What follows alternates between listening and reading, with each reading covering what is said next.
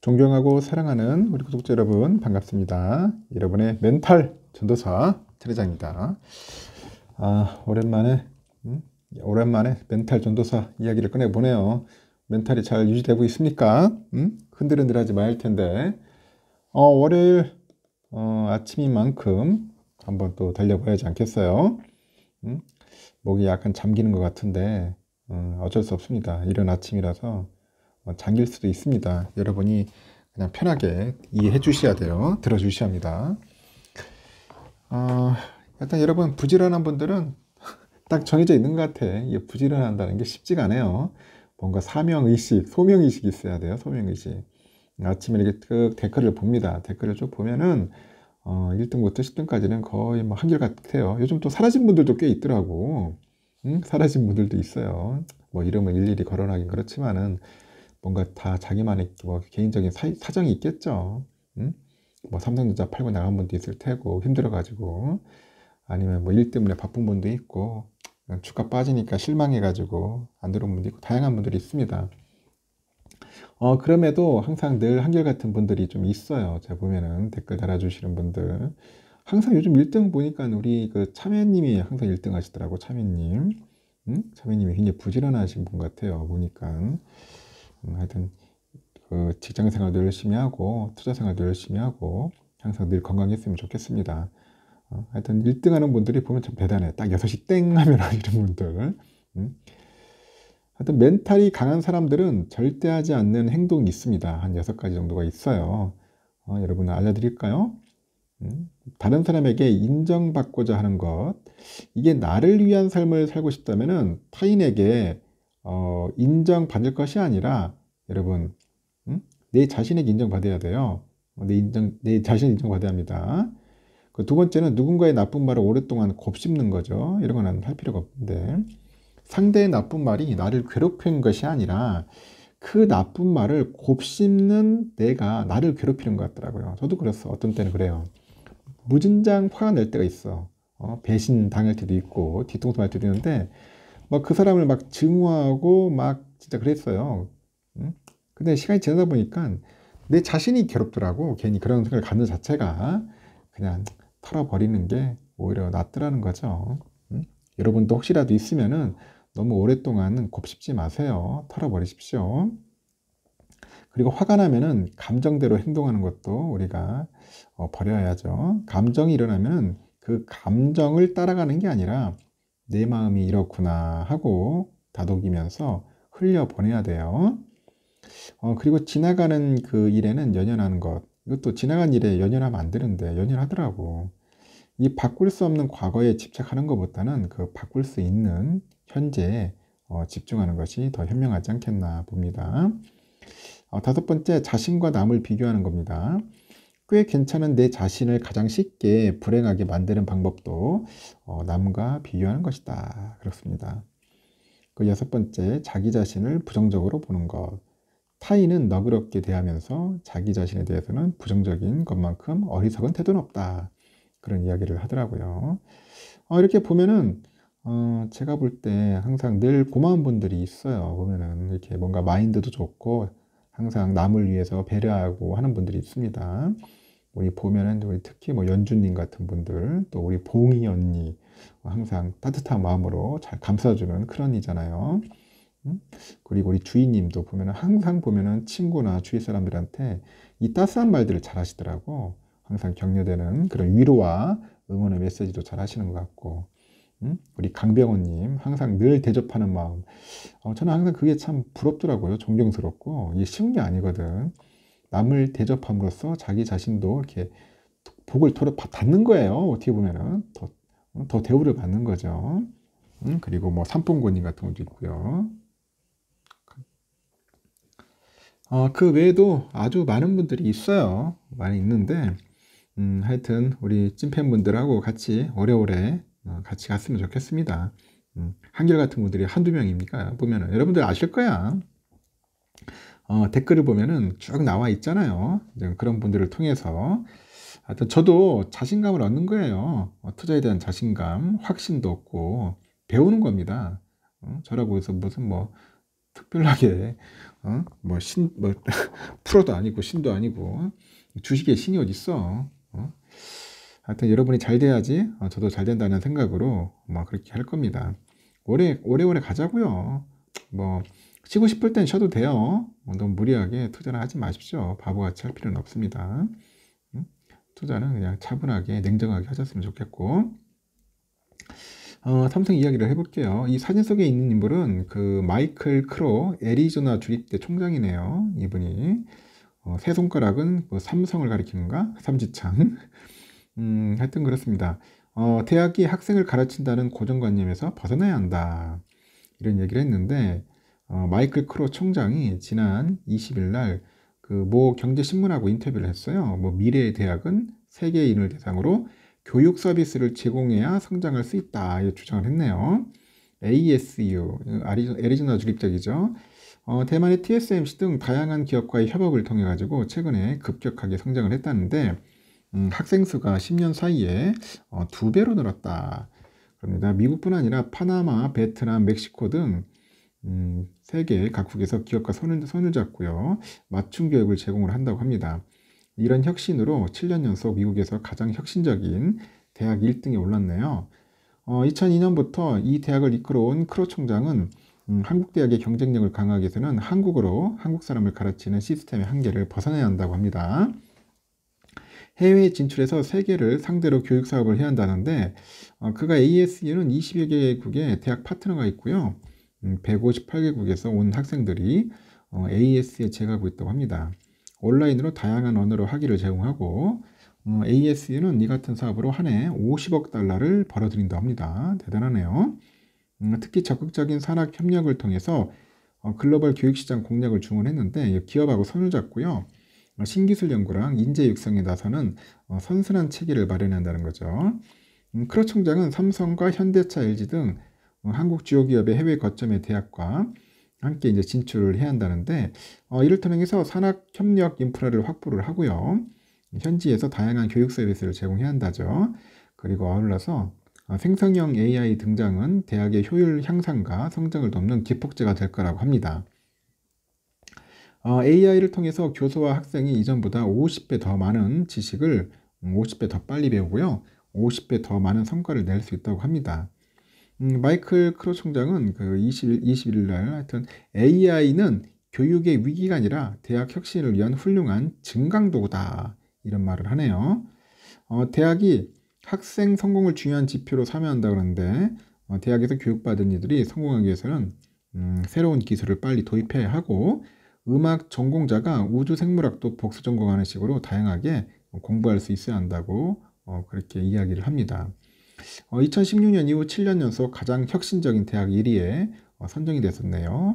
매년 세계 각국에서 수백 명의 교육 전문가가 줄지어서 방문하는 대학 혁신의 아이콘 같은 존재인데, 콜롬비아 대학이죠. 수석 부총장 그리고 과학기술 정책 교수를 지낸 크로 총장은 2002년부터 20년 넘게 ASE 총장으로 이루고 있습니다. 대단하시네요. 총장을 20년 넘게 하네. 그는 한때 우버를 혁신 라이벌로 꼽기도 했어요. 크로 총장은 2400년 전에 플라톤 아카데미하고 수백 년 전에 유럽 대학의 교육 방식은 현대 사회에 적절하지 않다고 합니다. 사회 발전에 도움을 주지 못하는 대학은 실패한 대학이다 하면서 그는 지역사회와 기업과 적극적으로 협력을 해서 그들의 성공에 기여해야 한다고 목소리를 높입니다. 대표적인 사례가 대만의 글로벌 파운드리 기업이죠. TSMC의 협업인데, 이 회사는 미국의 애리조나 그 노스 피닉스에 400억 달러를 투입을 해가지고 파운드리 공장을 건설합니다. 그래서 AS에서 차로 한 40분 거리네요. AS에는 학생을 TSMC에 취업시키기 위한 전문 커리큘럼을 구축하고요. 교수를 새로 채용했고, 삼성과 TSMC, 인텔 등이 스마트폰, 배터리, 칩 등 각 분야에서 성공하기 위해 필요한 것, 그에 맞는 인재 교육하고 기술 연구라고 소개를 했습니다. 크로 총장에게 대학은 글로벌 지식 기업이라고 하죠. 그는 세계 인재들이 대학에 찾아오는 것도 중요한데, 대학도 학생을 찾아서 해외로 나가야 한답니다. 한국 대학도 한국에 있는 글로벌 기업과의 협업을 통해서 성공적인 모델을 내놓을 수 있다고 하죠. ASU도 파나마랑 베트남, 멕시코 등 해외에서 여러 기업과 협력 사업을 한다고 그는 소개를 했는데, 이 대학은 다양한 산학 협력과 교육 사업 등을 통해서 연간 50억 달러의 수익을 창출하고 있네요. 평범한 출입대에서 세계가 주목받는 돈 버는 대학이 됐다고 합니다. 크로 총장은 필요한 분야가 있으면 전문성 있는 교수를 채용하고요. 커리큘럼을 짜가지고 학생을 유치하는 선순환이 이어지고 있답니다. 정부 보조금에만 의존하는 대학은 결코 성장할 수 없다고 하죠. 90%에 달하던 주정부 지원금 그 비중은 현재 9%에 불과하네요. 지식의 발전이 이제 빨라질수록 대학에서 가르치는 내용이 금세 유효기간을 다하는 경우도 있다고 합니다. 그런 만큼 무엇이든 배울 수 있는 학습자를 배출하는 데 집중할 필요가 있다고 하죠. 전공의 간벽을 없애고 3개에서 5개 정도 다중 전공도 할 수 있어야 한다는 이야기인데 AI 기술이 대학과 교수를 대체할 가능성에 대해서 크로 총장은 단호하게 부인을 합니다. AI는 기존의 작업을 효율적으로 할 수 있게 하는 진강도구다. 교수 역할은 더 복잡한 질문을 던질 수 있게 이끌어주는 것이라고 설명하죠. 하여튼 이분은 21년째 ASU를 이끌고 있는데 임기가 한 3년 정도인 국내 대학 총장과 여건이 달라요. 한국 총장의 임기가 그렇게 짧은 줄 몰랐다. 그러죠. 짧은 임기 내에서는 아무것도 바꿀 수 없다. 그런 대학의 진정한 혁신을 위해서는 장기적이고 안정적인 리더십이 뒷받침되어야 한다고 합니다. 오는 11월 1일 개막하는 글로벌 인재 포럼 23에서 ASU 등 세계적인 혁신 대학의 성공 비결을 분석을 해서요. AI 시대 교육의 미래와 인재 확보 전략을 논의한다고 합니다. 이런 거 보면 참 미국이 확실히 다르긴 다른 것 같습니다. 요즘 보니까 삼성전자 그 비투자가 늘고 있어요. 최근에 그 유가증권 시장 종목 대부분의 신용거래가 줄고 있는데 그거와 한장 대조적이다 그럽니다. 한국거래소에 따르니까 삼성은 신용융자 잔액이 3,690억인데 지난해 말 대비 1.8% 늘었고 같은 기간 유가증권 시장 신용융자 잔액이 10조 430억이에요. 여기에서 9조 4,500억으로 한 5.8% 줄었다고 합니다. 대형 반도체 업체인 하이닉스의 신용융자 잔액도 이 기간에 12.2% 감소를 했네요.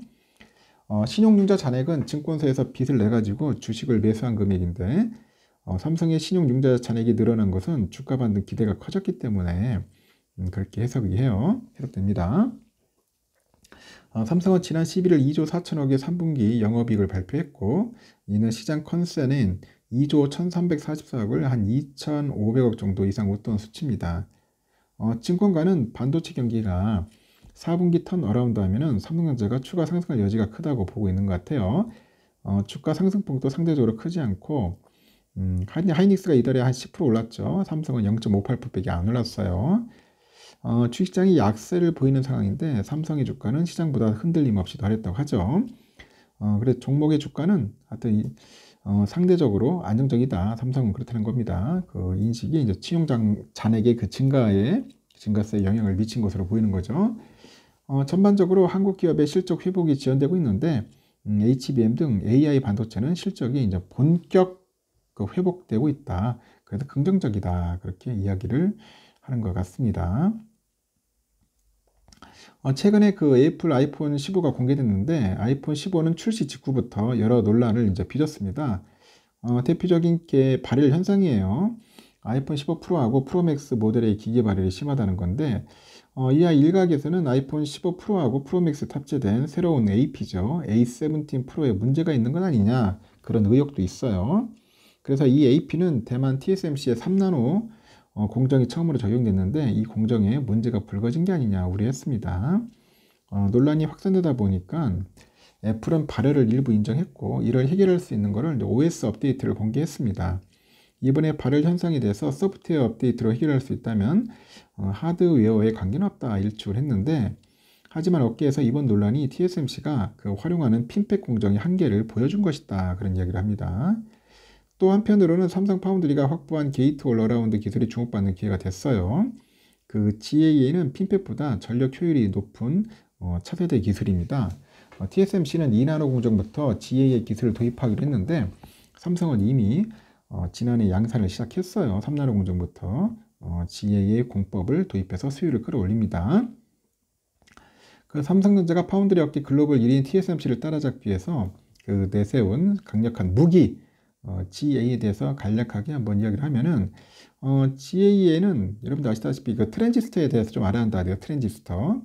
이 트랜지스터는 그 반도체를 구성하는 주요 소자예요. 소자.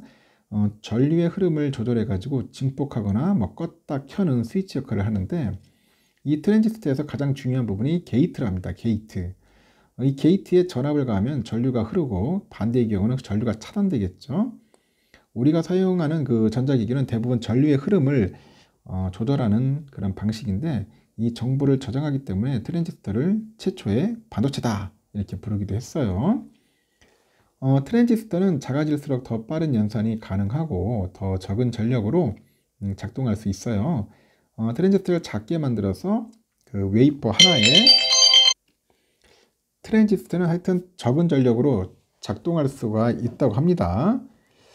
트랜지스터를 작게 만들어서 웨이퍼 하나에 얼마나 많은 트랜지스터를 넣느냐가 이제 반도체 성능과 직결되는 것이라고 합니다. 그래서 반도체를 작게 만드는 초미세 공정이 반도체 기술력의 상징으로 여겨지는 이유라고 합니다. 요즘은 반도체 칩 안에 트랜지스터가 수천만에서 수억 개가 들어가요. 보니까 공정이 미세해지면서 트랜지스터의 크기가 점점 작아지고, 작은 크기의 트랜지스터를 정밀하게 제어할 필요성이 높아졌는데, 이 과정에서 문제가 발생하고 바로 이제 단채널 현상이라고 해요. 트랜지스터는 그 게이트에 전압이 가해지면은 그 채널을 통해서 소스하고 드레인으로 전류가 흐르면서 동작하는 구조인데, 이 트랜지스터가 작아지면 소스와 드레인 간 거리가 가까워져서 누설 전류가 발생해요. 결국 너무 짧아진 그 게이트는 제 역할을 못한다. 그런 겁니다. 이렇게 전류의 흐름을 조절하는 게이트의 길이가 너무 짧아지다 보니 발생하는 모든 현상을 단채널 현상이라고 합니다. 하지만 그 기존에 사용하는 그 평판 트랜지스터는 게이트하고 채널이 하나의 면으로 맞닿아 있어 가지고 그 평면 구조라서 단채널 현상을 극복하는 데 한계가 있다고 합니다. 이를 개선하기 위해서 이제 3D 구조로 이제 공정 기술이 개발됐는데, 이것이 핀펫이에요. 핀펫은 구조가 약간 물고기 지느러미 모양 닮았다 해가지고 그 핀이라고 하죠. 붙여진 이름이고, 이 게이트하고 채널이 3면에서 이제 맞닿는 3차원 구조로 접점 면적을 키운 것이 특징입니다. 이 게이트와 채널 간에 접하는 면이 넓을수록 효율이 높다는 거죠. 하지만 공정이 점점 미세화되다 보니 핀펫도 한계가 오는 거예요. 그 4나노 이외의 공정에서는 더 이상 그 동작의 전압을 줄일 수 없다는 한계가 발견됐고, 또 이에 따라서 전류를 더 확실하게 제어하기 위해서 핀펫에서 한 단계 더 나가서 이제 GAA로 가는 겁니다. 탄생한 거죠. 이 GAA 구조는 전류가 흐르는 채널 4면이에요. 4면입니다. 4면을 이제 게이트로 둘러싸는 형태인데, 핀펫보다 게이트와 채널의 접점 면적이 넓어졌죠. 덕분에 기존보다 더 정교하게 전류를 조절할 수 있어서 높은 전력 효율을 얻을 수 있다고 합니다. 그 삼성은 2000년대 초부터 GA 구조 연구를 시작했고, 17년부터 3나노 공정에 본격 적용하고, 지난해 세계 최초로 GA 기술 적용해서 3나노 공정 양산을 발표했죠. 현재는 GA 기반의 3나노 1세대를 안정적으로 수율로 양산하는 것이 전해지고, 또 이런 노하우를 바탕으로 내년에는 2세대 공정 양산에도 돌입합니다. 삼성에 따르면 삼성 3나노 GA 1세대 공정은 기존의 5나노 핀펫 공정과 비교하니까 면적은 16% 축소됐고, 전력은 45% 절감, 성능은 23% 향상됐어요. GA 2세대 공정은 면적은 35%, 전력은 50% 줄이고 성능을 30% 높일 수 있다고 합니다. 여기에는 뭐고 MBC 팻이라고 불리는 삼성만의 독자적인 GA 구조도 있어요. 한몫을 하는데, 이 MBC 팻 그 GA는 채널을 얇고 넓은 모양의 그 나노시트 형태로 구현한 기술이라고 합니다. 그래서 기존의 핀펫 구조하고 그런 일반적인 나노와이어 GA의 구조에 비해서 통로를 넓혀서 저항을 줄이고 전류가 더 많이 흐를 수 있게 한 게 특징이라네요. 누설 전류를 효과적으로 제어할 수 있다고 합니다. 그럼 소비 전력 줄이죠. 이렇게 나노시트의 폭을 조정하면서 채널의 크기도 다양하게 변경할 수 있는 것도 장점이라고 합니다. 연산을 많이 해야 하는 그 CPU죠. 그런 데서 전류가 많이 흘러기 때문에 넓은 시트를 사용하고 저전력을 요구하는 곳에서 좁은 나노시트를 사용하는 방식이라고 하네요. 일단은 최시영 사장이 올 6월 미국 실리콘밸리에서 개최한 삼성 파운드리 포럼 23 기조연설을 통해서 삼성은 인공지능 반도체에 가장 최적화된 GAA 트랜지스터 기술을 계속 혁신해서 만들어 나가겠다는 거죠. 그래서 인공지능의 기술 패러다임 변화를 주도하겠다. 이렇게 언급을 하더라는 겁니다.